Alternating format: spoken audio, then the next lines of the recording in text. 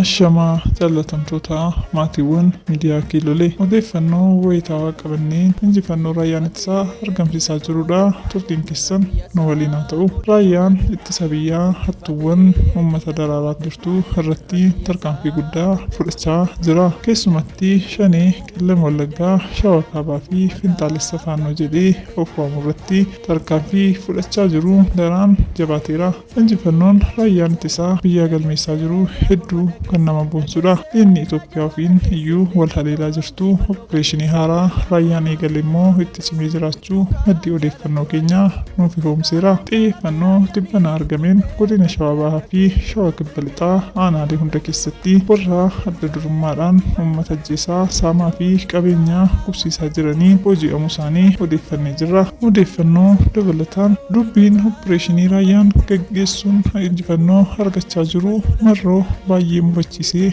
jira.